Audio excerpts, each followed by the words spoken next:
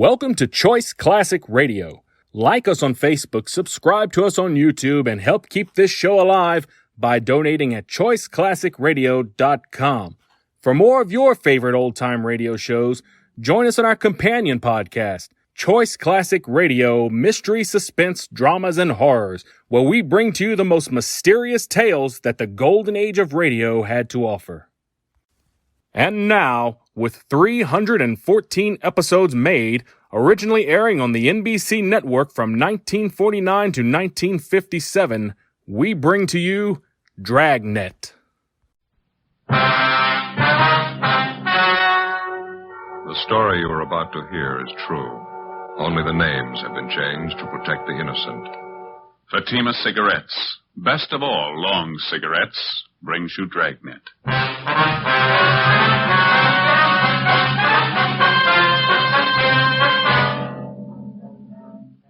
You're a detective sergeant. You're assigned to burglary detail. A gang of clever thieves are at work in your city. In 3 months, they've looted fashionable homes of $100,000 in furs and jewels. There's no clue to their identity. Your job? Get them.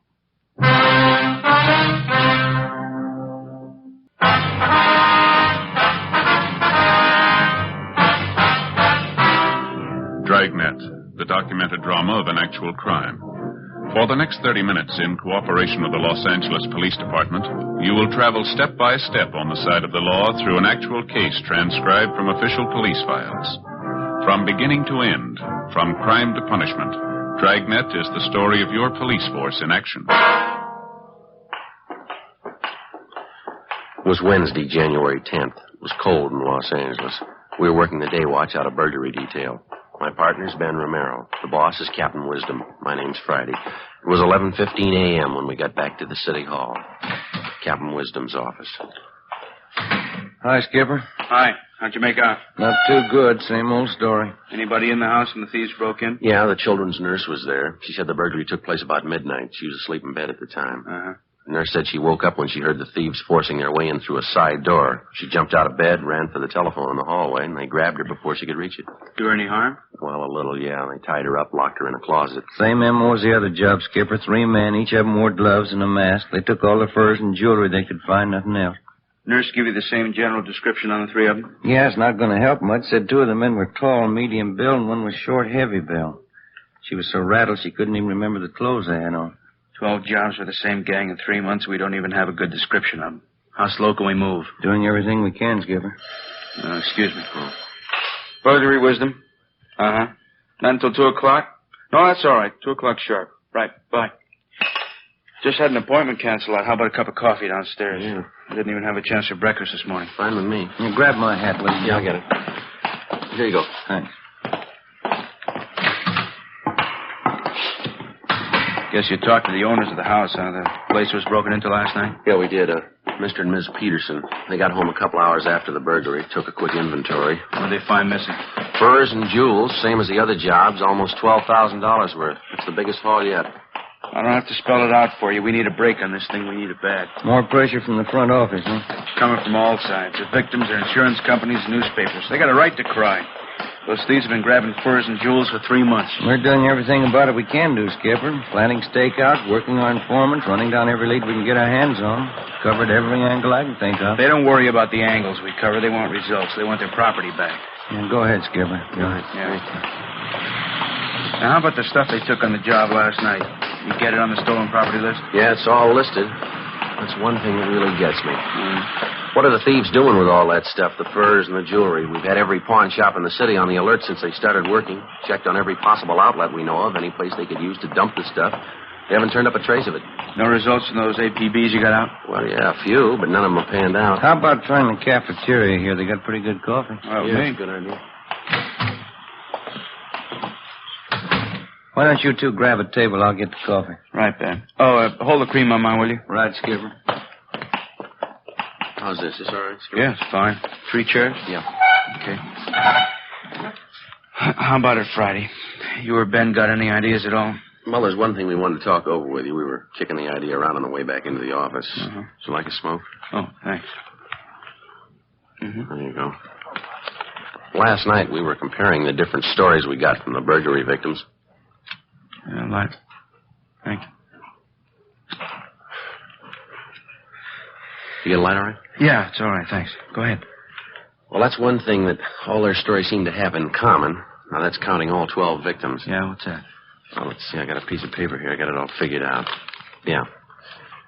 We know all the victims are fairly wealthy people. They go out quite a bit, parties, nightclubs, things like that. Yeah. None of them were at home at the time the burglaries were pulled. That's right, yeah. Here you go. There's your skipper. No cream, thanks. Joe. Thank you very much. I was just telling you, Captain, about that idea we were talking about on the way back in. Yeah, well. All right, so none of the victims were home at the time of the burglary. Where does it go from there? Well, for one thing, we all pretty much agree that there must be a finger man working with the gang, don't we? Somebody who knows the victims aren't home. Somebody who also knows the victims aren't wearing the furs or jewels on that particular night, is that right? That's right. We've been going on that assumption. Now, the question is, who's the finger man? Well, that's what I'm trying to get at here. Ben and I compared the victims' stories. We found out that in every case, each of the victims had been out in some public place from 3 to 5 days before the night of the burglary. Now, at that time, every one of them wore furs and expensive jewelry. Yeah. Why don't you read off some of those examples we got there, Joe? Okay. Well, here's the first one. Mr. and Mrs. Charles King. Now, on December 10th, they went to a nightclub out in Hollywood. Mrs. King wore a fur coat and quite a bit of jewelry. On December 14th, they went out to a theater. They didn't dress up at all. They left the furs and jewels at home. That's the night that their house was burglarized. And this same pattern shows up in every one of the victims' stories? No, it's not quite that close, but the same elements seem to be there. Here's another one, Skipper. Let's see. Mr. and Mrs. Lyons. November 20th, they went to a big party at a restaurant out on Sunset. Woman wore jewelry, expensive fur wrap. A week later, they went to a party at a friend's house. Mrs. Lyons left her furs and jewelry at home, and the same night, the thieves broke in. Yeah, that's a pretty good angle. Now, how do you tie up all the loose ends? Well, I see a paper again, Ben. We've got it halfway figured right here. Just before each of the victims was taken, they appeared in a public place, wearing the furs and jewelry. We've got a list of all the places, nightclubs, restaurants. There's about 6 of them here. So the finger man for the gang must be watching these 6 places. He spots the people with the expensive furs and jewelry and tips off the gang. They watch the house. Next time the people go out and the thieves see the woman isn't wearing her furs and things, and they move in. It's not a sure thing. We're just guessing, you understand? What do you think? Well, it sounds like a fair guess. Let's move on it. We'll have to cover each of those nightclubs and the restaurants. It's going to take more men, more time. Could be nothing but a blind alley. We got the men, we got the time. Let's try it. 10 p.m., Wednesday, January 10th. Our idea for stopping the burglary gang by reaching their spotter or finger man was put into operation. The half-dozen nightclubs and restaurants where we thought the spotter might be checking off richly dressed couples as future burglary victims were placed under strict surveillance. Managers and employees of each of the places were questioned.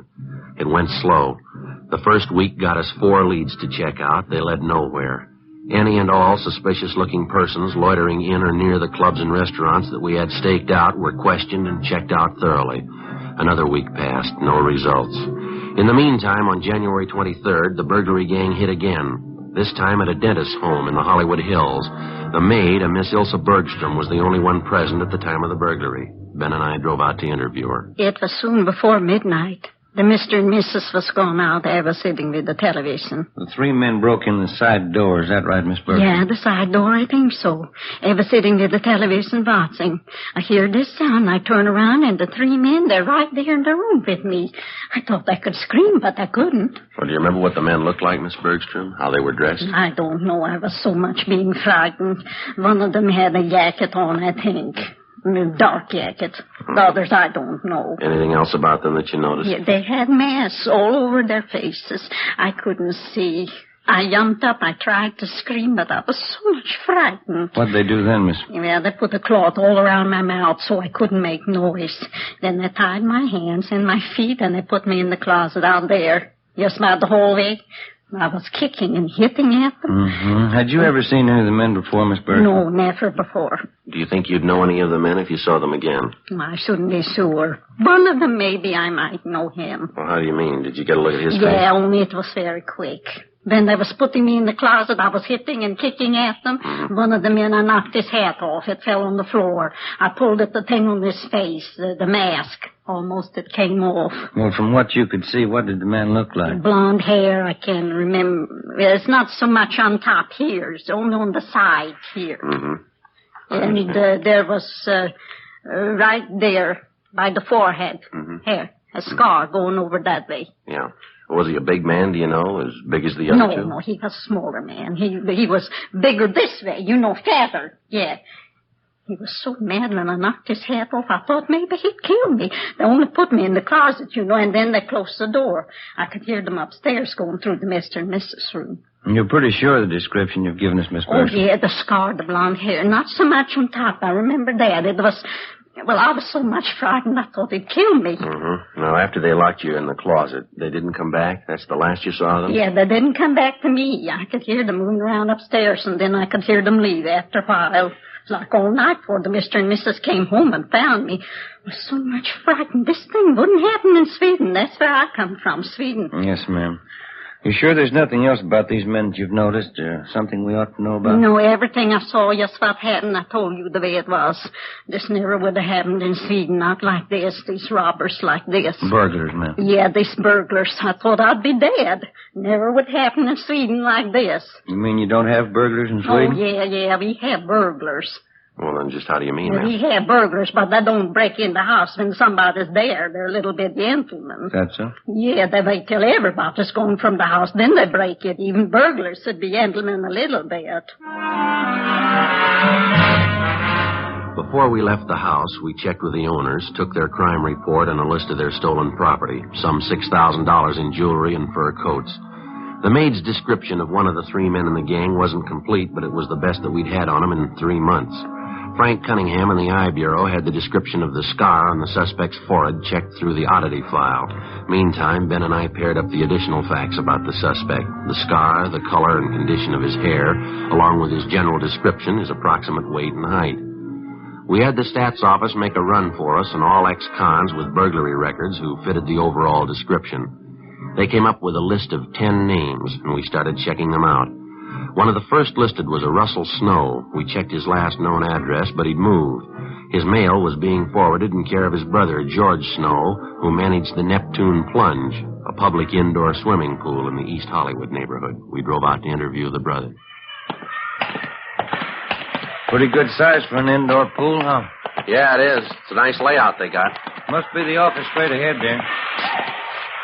Hey, Joe. Joe, look. What's that? That girl over there. Look at that bathing suit she's got on. Yeah, they keep getting smaller, don't they? Makes you embarrassed just to look at them. Yeah, maybe I'm just getting old. Yeah.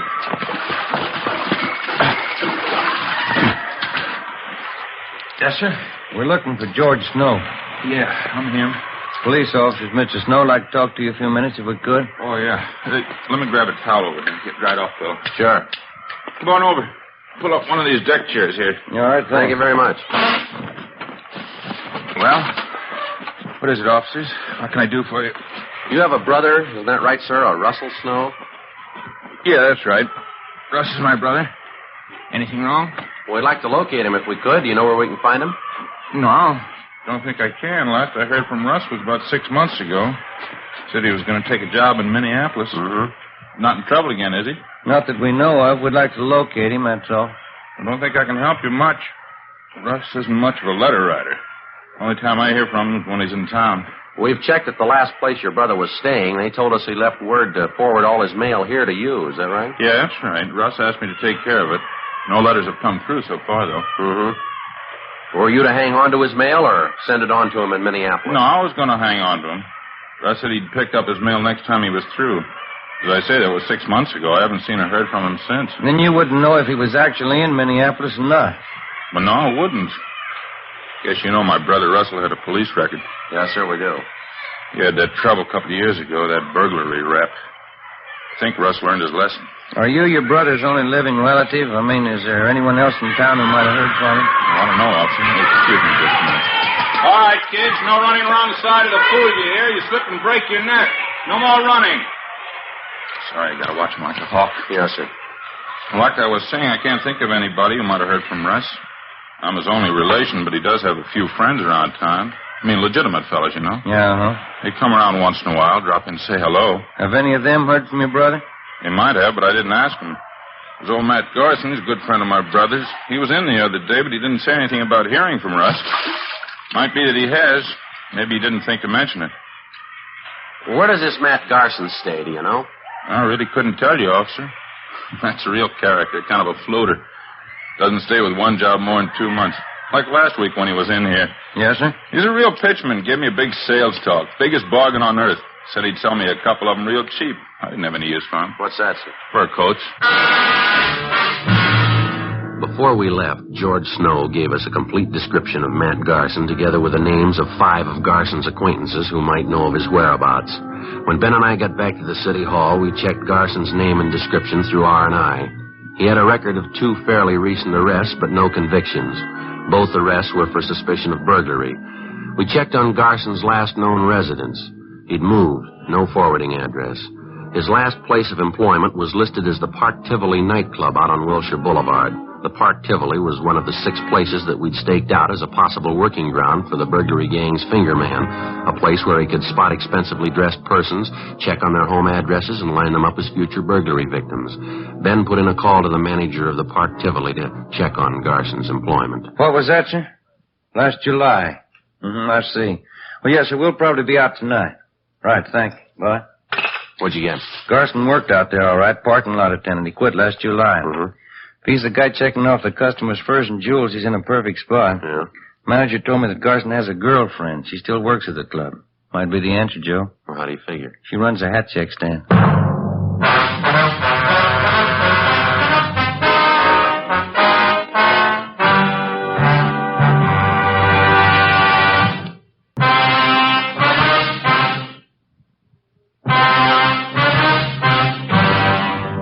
One of the biggest problems that faces a police officer working the burglary detail is not only apprehending the thief, but also recovering the stolen property.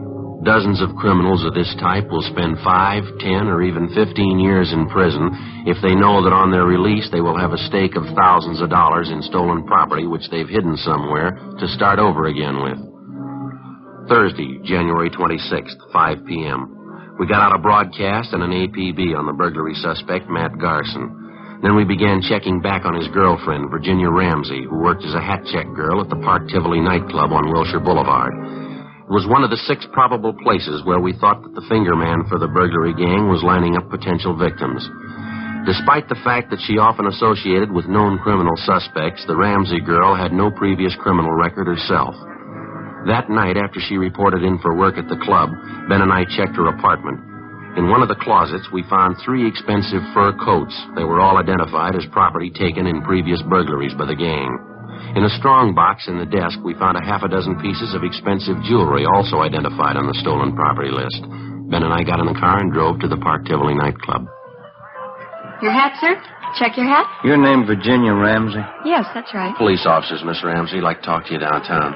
Beg your pardon? I say we're police officers. Here's our identification. Like to talk to you downtown. What's it all about? I haven't done anything. Then there's no reason to worry. We'd just like to ask you a few questions, that's all.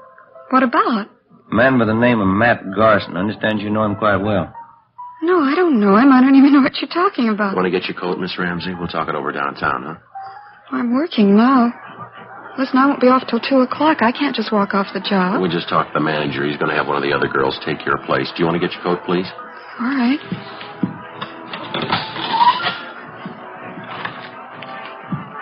You sure you checked with the manager? I don't want to lose my job leaving like We this. talked to him. It's all right. This way, please, out the side door.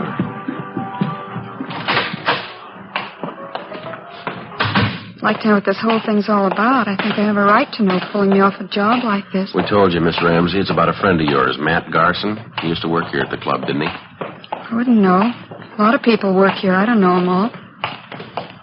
Why should you want him anyway? Do you know him? I think I might, yes. Not sure. Why do you want him? For interrogation, just like to ask him a few questions. Why? You ready to admit that you know Garson? I think I might. Yeah, I know him. Want to get in, Miss Ramsey? Still don't know what it's all about.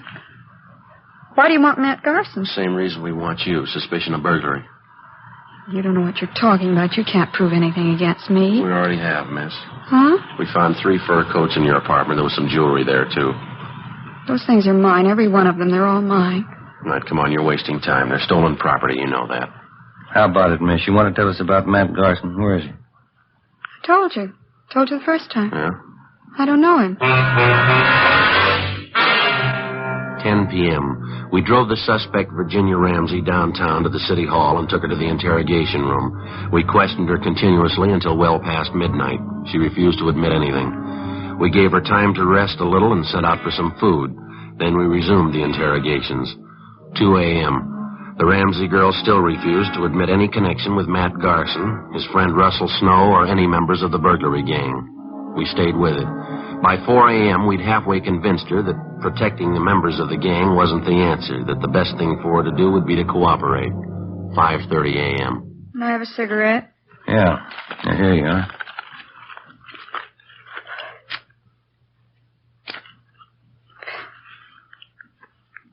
I'll tell you about it.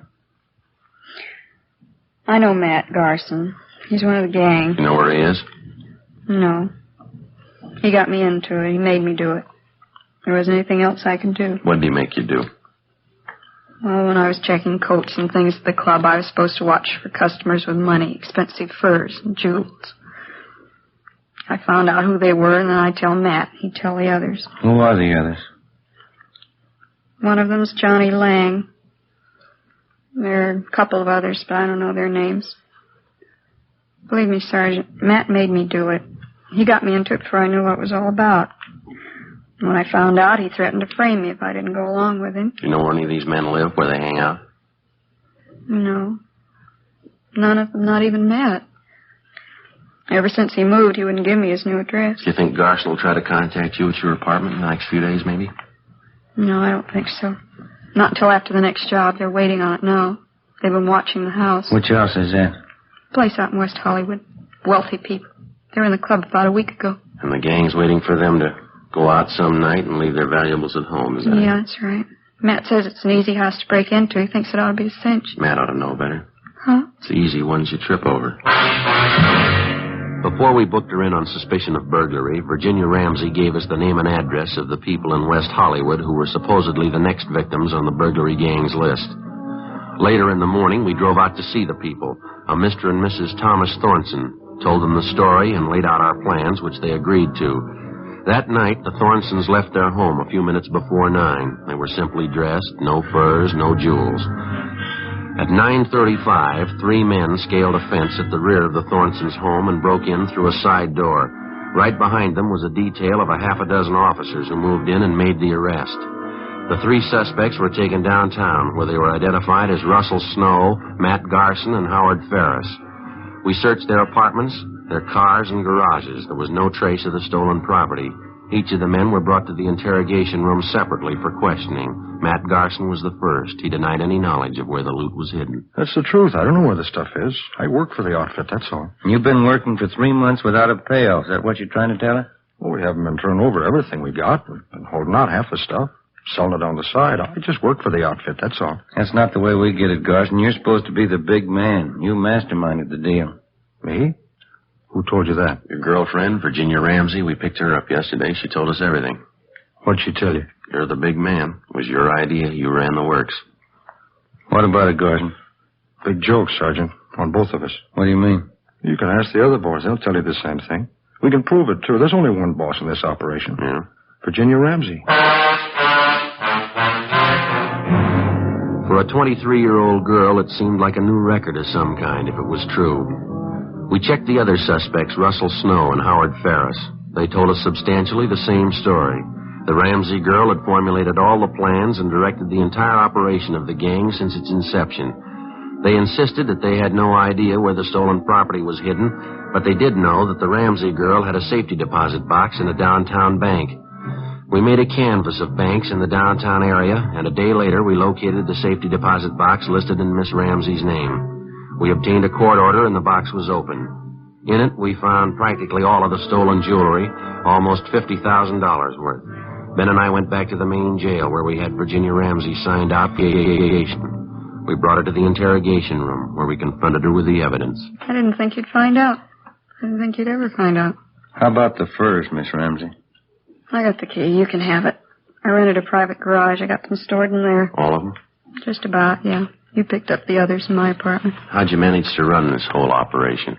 Those men you had working for you, you cut them in for practically nothing. They were experts, the best in the business. That's why I hired them. They were the best. It's too bad. Should have worked out. Too bad it didn't go. You had a pretty fair run. Wasn't half bad for me, was it? Only 23. First time I ever tried anything like it.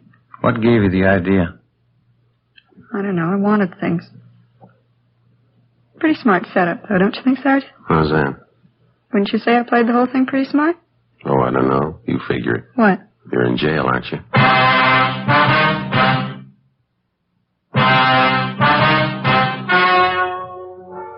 The story you have just heard was true. Only the names were changed to protect the innocent. On March 28th, trial was held in Superior Court, Department 89, City and County of Los Angeles, State of California. In a moment, the results of that trial.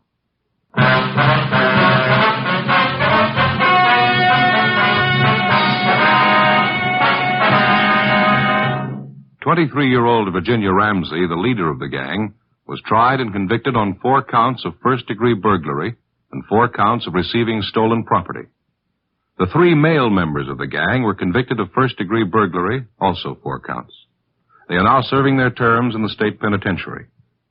First-degree burglary is punishable by imprisonment for not less than 5 years. Receiving stolen property is punishable by imprisonment for not less than 6 months, nor more than 5 years. Ladies and gentlemen, vacation time is here again, and a great many of you will be taking trips in your automobile. Danger is never absent from the highways of America. Be careful. The care you take may save a life, and that life may be your own.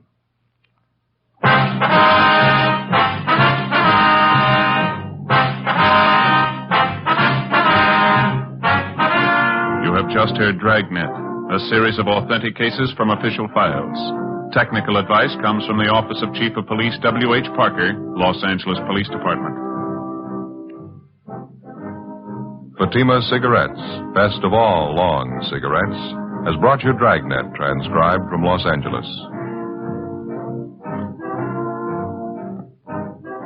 Stay tuned for Counter Spy, next over most NBC stations.